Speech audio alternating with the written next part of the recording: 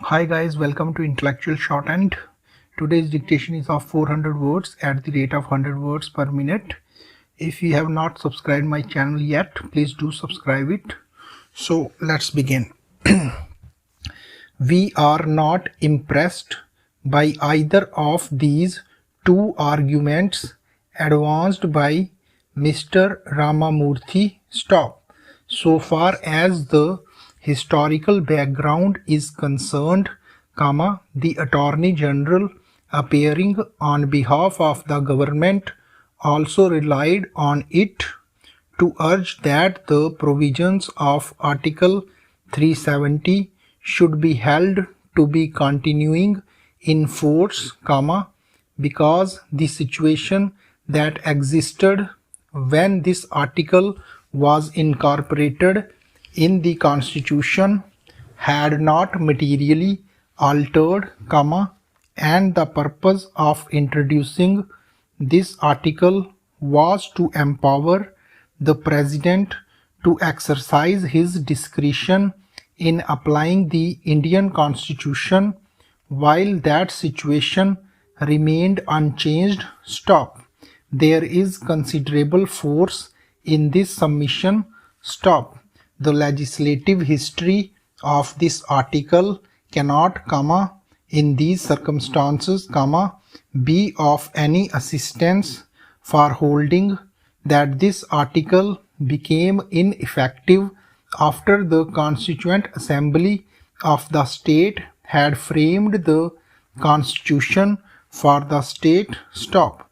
The second submission, based on Clause 2 of Article 370, does not find support even from the language of that clause, which only refers to the concurrence given by the government of the state before the Constituent Assembly was convened, and makes no mention at all of the completion of the work of the Constituent Assembly or its dissolution.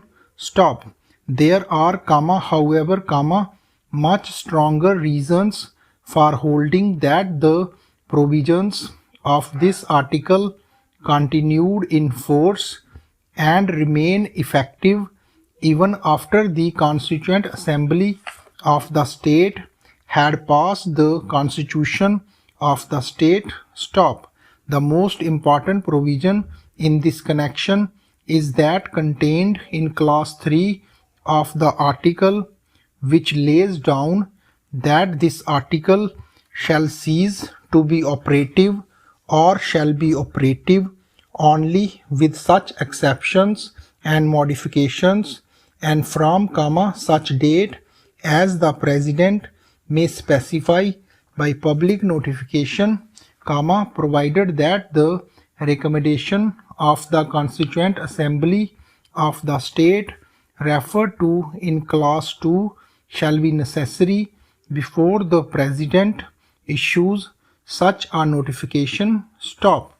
This clause clearly envisages that the article will continue to be operative and can cease to be operative only if, on the recommendation of the Constituent Assembly of the state, the President makes a direction to that effect. Stop. In fact, no such recommendation was made by the Constituent Assembly of the state, nor was any order made by the President declaring that the article shall cease to be operative.